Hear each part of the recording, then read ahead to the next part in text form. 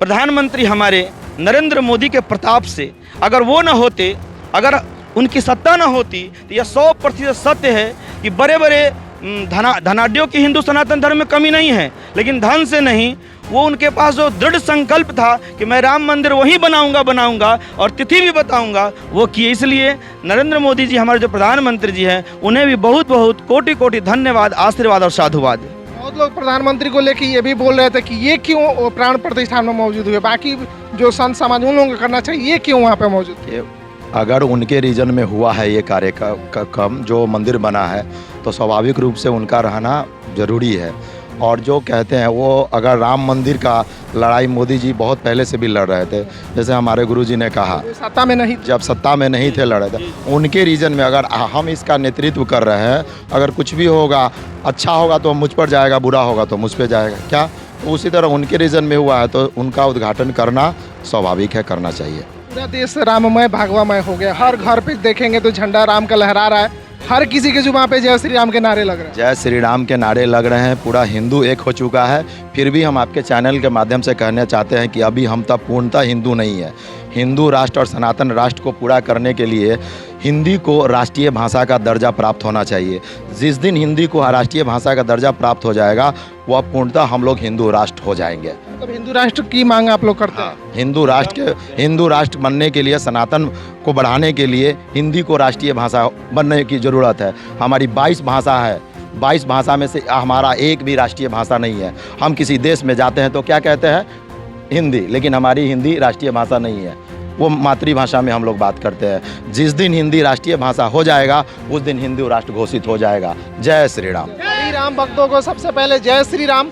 और आज बड़े सौभाग्य की बात है कि आज परम पूज्य बाबा पहुंचे हुए हैं और कहीं ना कहीं पद यात्रा करते हुए ये लोग अयोध्या राम पड़े हैं। क्या कहिएगा बाबा?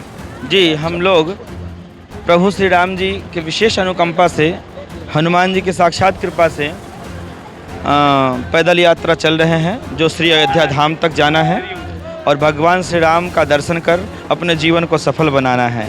और हमारे साथ सैकड़ों में लोग हैं, और बक्सर से लेकर जैसे जैसे हमारे पौराणिक सिस्टम में, जो रामायण के सिस्टम में है कि कैसे कैसे राम जी जनकपुर गए, माता सीता से शादी हुई, पुनः कैसे वापस अयोध्या गए, उसी आधार पर हम लोग बक्सर से रथ यात्रा निकाल करके जनकपुर गए, उसी राह से चलते हुए और माता सीता के जन्मस्थली पुनौरा धाम में विधिवत फिर पूजन करके फिर मुजफ्फरपुर आए।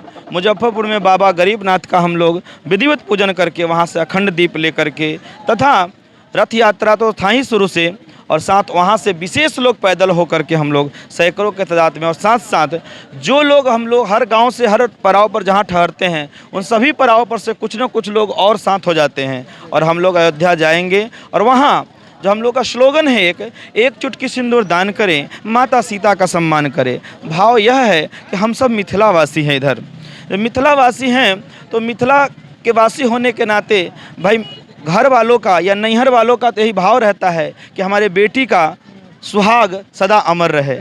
जैसे आज बना है मंदिर, उसी तरह से यह हमारी भावना है, प्रार्थना है कि कभी भी माने यह मंदिर कभी क्षतिग्रस्त न हो। जुग जुगांतर तक, आदि काल अनादि काल तक, अनंत काल तक, जब तक सूरज चांद रहेगा तब तक भगवान श्री राम का मंदिर रहे, है ना। और यही तक नहीं, युग युगांतर तक, जिस तरह से आज राम जी की जो कीर्ति की गई है, उसमें नासा ने जब रिसर्च किया तो समुद्र में पाया कि जो भगवान राम ने जो पुल बांधा था लंका जाने के लिए, उसमें रावण मर्दन के लिए, उसमें वो 8,000 वर्ष के 8,00,000 वर्ष पूर्व का उसमें वो सेतु पाया गया, और 5,000 वर्ष पूर्व का हमारे भगवान श्री कृष्ण जी का द्वारिका समुद्र के अंदर पाया गया, जो श्रीमद् भागवत में वर्णन भी है कि कैसे कैसे वो समुद्र में द्वारिका डुबाया गया था। कहने का तात्पर्य, मेरा जो ये सनातन धर्म है, ये उपमा देने का मेरा अभिप्राय यह है, यह पौराणिक है।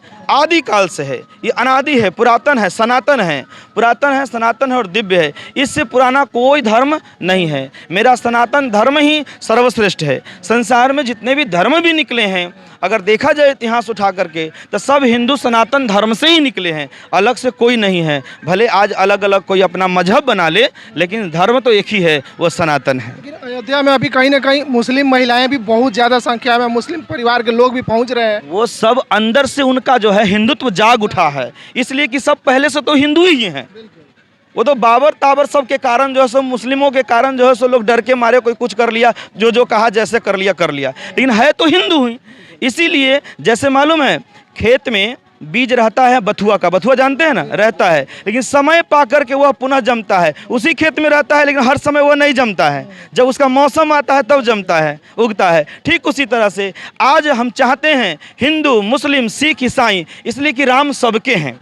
राम किसी हमारे हिंदू मात्र का नहीं है, राम सबके हैं, और सबके अंदर वो हिंदुत्व अगर जाग रहा है, सनातन भाव जग रहा है, तो ये बहुत बड़ी बात है। उन मुस्लिम भाई बंधुओं को भी बहुत बहुत धन्यवाद, आशीर्वाद, साधुवाद, उनका भी कल्याण हो।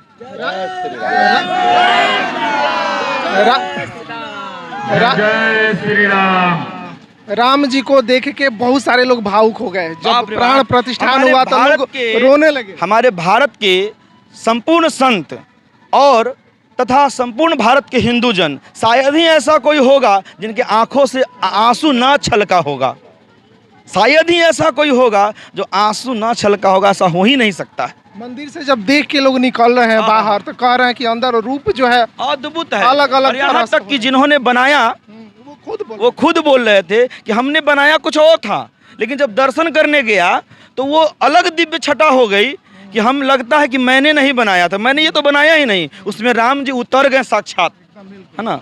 आहा, अजब भाव है, सत्य है। लंबे वर्षों के बाद ये ऐतिहासिक जी, पल मिला लगभग- पूरे देशवासियों को। जी, लगभग 496 यानी कि 500, लगभग 500 वर्षों बाद ये हम सब लोगों को उपलब्धि, सौभाग्य प्राप्त हुआ है, वो भी श्री